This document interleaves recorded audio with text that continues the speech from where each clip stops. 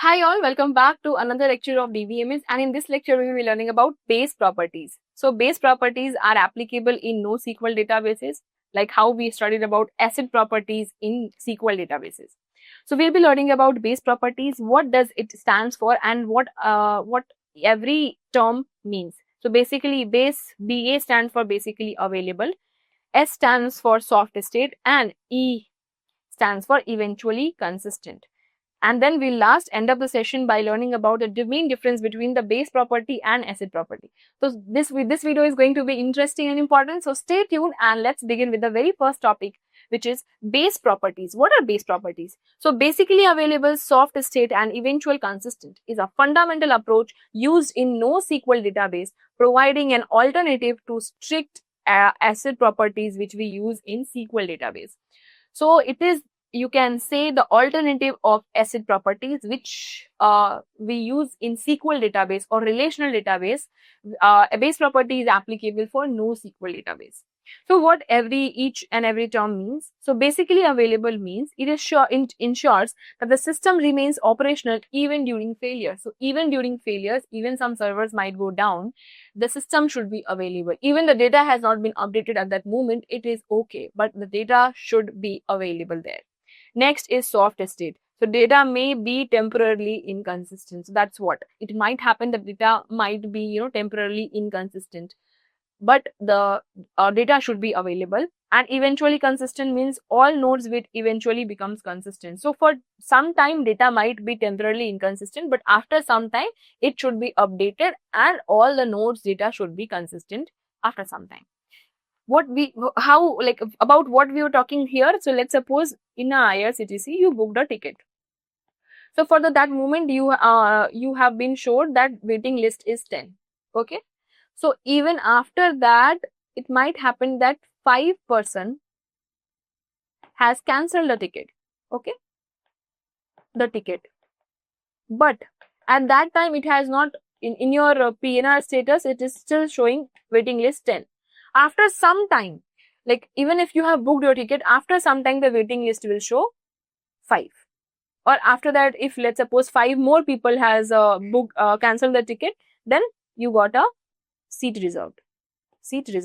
But that for that time temporarily the data are inconsistent means even if the seats are available, but it is still showing you waiting list of 10 instead of allotted seat. Okay. So even the seat has been allotted, but the data has not been seen, not been in sync, and it has not updated you that you have got the seat allotment. After some time, the data eventually may consistent that now before opting the train, even it might happen for some time, before just 4 hours or 6 hours or even 24 hours, you got to know that your status is now, the status is having reserved seat or booked seat. So this is what it means actually. So, but before being consistent, the data are available, like even after having a waiting list of 10, right? It is allowing you to book the ticket, and that is what the availability means. So now let's learn about each term in depth. So basically available ensures the system remains operational even during the failures, providing a response even if incomplete. So that's what waiting list is 10, but still it is allowing you to book the ticket properly, managing all the transactional things and all, right? So this is what it means, and after some time it will be consistent if it got the seat. If not, then your ticket will be in waiting list. If you want to travel or cancel the ticket, that is on your. So it prioritizes availability over consistency. That's what it means, allowing the system to handle high traffic or partial failures without going offline, ensuring continuous access in distributed environments. This trade-off allows NoSQL database to handle large amount of requests without going offline, which is critical for system requiring high availability. So that is the main thing about NoSQL databases, because as it focuses more on being available than consistent, so it is highly recommended in case of large amount of data, right? Because the servers are not busy in maintaining the consistency as of now, as they are busy in being available. So that is why for the high massive amount of data, NoSQL databases are preferred. In IRCTC system, when making a booking, the system might return a successful response even if the exact details of seat availability are not yet there. That's what even if you have booked your ticket and your seat has not been allotted, but still your booking is successfully done and your entry has been entered in the train's database, right? For that particular train, for particular route, your train has been booked. After some time, you might get the seat allotment when you will check your PNR status and all. But for that moment, the ticket has been successfully booked. The booking is processed and updates are applied later to ensure consistency without affecting the availability of the system for the user. So that's what it means. Later on, it will work on the consistency part, but as of now, all the servers are busy in serving the availability for the users. Okay. Next is soft state. So what does it mean? Soft state means the state of the system may change over time even without additional input. Means even without user input, the status might change. Means when we were having waiting list of 10, okay, after additional changes are not there, like it's not like we have added one more train part, right, or we have added more seats there. It's not like that. After cancellation of 10 tickets, the seat is available for you, right? So after once the 5 tickets been cancelled, your waiting list showed to 5, right? So it automatically got updated without any user change. Next, again after 5 or 6 cancelled train, you got your seat booked at B6, let's suppose B6 54 number seat, okay? So all these updates are being done automatically when you will check your PNR status now every day or after every sometime you can see that these seat allotment changes are there. So that is called the soft state, means it might change over time. The system does not require immediate consistency and may allow for intermediate states before reaching eventual consistency. Means eventual consistency means final update. Final update means have you got the allotment of the seat or not, right? So eventual means final update, but in between soft state allows to update due to the external factors, like 5% has cancelled the ticket. Now your waiting list should go from 10 to 5 now. So all these steps in between being finally consistent, right? Whatever the states comes in between will be called as soft state. This approach contrasts with acid properties, which require strict consistency at all times. So this is totally opposite, where acid properties says that it should be consistent all the time. But in this case, if you will see, when your waiting list is 5 and at last just before boarding the train you got the seat allotment, so you can see the consistency wise it is differing time to time, right? But in case of acid, it is not allowed. Every time it needs to be consistent. So soft state enables better performance and faster responses even in highly distributed environments by relaxing the immediate need for data synchronization.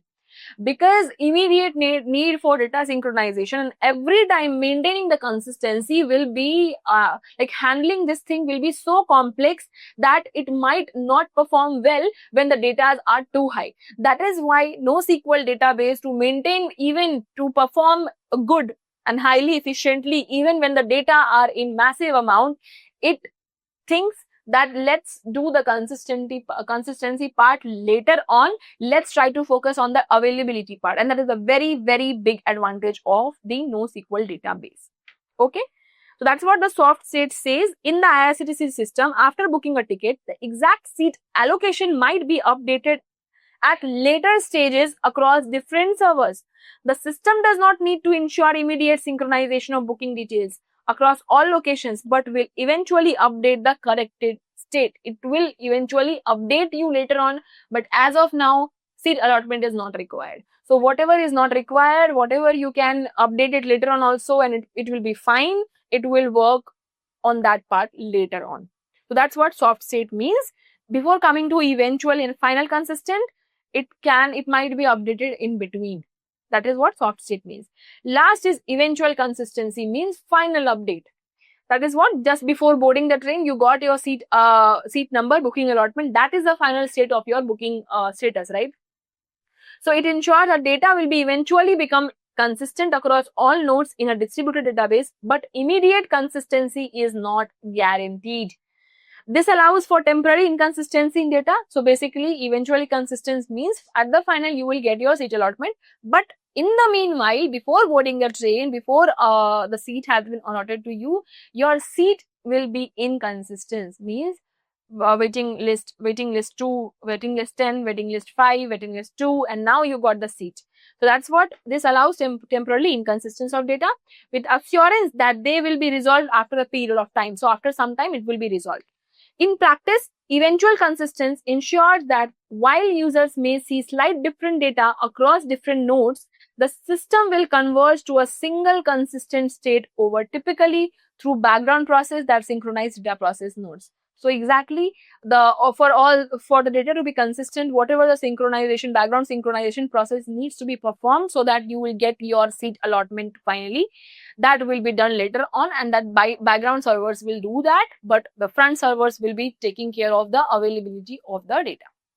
After making a booking on the IRCTC platform, users might initially see inconsistent seat availability information on different devices or location. Again, it might happen for different location, the number of seat availability is different. Why? Because we have multiple servers, and for data to be consistent on all servers, it might take time. So it might happen if someone booking the same train from Delhi and if someone booking the same train from, let's suppose, UP or Bihar, right? So for those persons, as it might happen that for the first person from Delhi person, that server has already updated, so for him it might show that one seat is available, and for the person who is there in UP or Bihar and who is trying to book the ticket, and that server has not updated its data, so for him it might show the waiting list to be 5 or 10. So got my point? So that's what it will show at two different locations and for two different user phones also and user systems also. That's what it means. However, as the system processes the updates, all nodes will eventually reflect and correct seat. However, all the servers will definitely going to work after some time on being consistent. So finally, both the person will get seat if the seats are allotted, and all the data will be consistent at the last. So that's what eventually consistent means. So I hope you understood the base properties and how it actually implies on the NoSQL database and gives it more an alternate version for the ACID properties, what it gives to the SQL database. Now let's see the basic difference between the ACID property and the base property. ACID property prioritizes consistency and reliability in data transactions, right? But base is totally opposite. It actually prioritizes availability, fault tolerance, scalability over strict consistency. It does not focuses consistency on the high priority. It will update and it will maintain the consistency, but later on. As of now, it will only focus on being available and fault tolerance. But in case of ACID, it focuses on the consistency more than availability. Lower availability in case of failure due to the need of synchronization and consistency. In ACID properties, if the system has failed, so means synchronization might not be done, right? So that time availability will be lower to maintain the consistency and synchronization. But in case of base property, highly available even during network partitioning or system failure, because it focuses on the accessible and availability. In ACID properties, lower scalability due to complexity of maintaining strict consistency and locking during transaction. So in the ACID properties, the scalability is also low because due to some locking procedures which we do in during the transactions and maintaining the high and strict consistency. But in case of base, it is highly scalable, and especially for distributed system, means having data on different servers, as data can be stored across multiple servers, right? In ACID properties, the performance can be slower due to the need for strong consistency and transaction. Obviously, because it is trying to maintain, it is giving most of its time to maintain the consistency after every simple changes. But in case of base properties, the performance is fast because priority it is focusing on the availability and scalability. So that is why even in high traffic environment, consistency is relaxed. So it is more available and it is more scalable. So that was all about the base properties and the difference between base properties and ACID properties. How we apply ACID properties in SQL, making it more consistent more than availability, and base properties we apply in NoSQL, making it more scalable and even in fault tolerance on priority more than consistency. So that is all about the whole lecture. In this lecture, we have learned about base properties and the difference between acid and base properties, how we apply acid properties in SQL, giving more priority to consistency of data more than availability, and how we apply base properties in NoSQL, giving more priority to scalability and availability more than consistent. So that was all about the whole lecture. And again, this topic was very much important as per the interview perspective as well. So I hope you will remember these points. Let's meet in another lecture. Till then, keep learning, take care of yourself and your family too.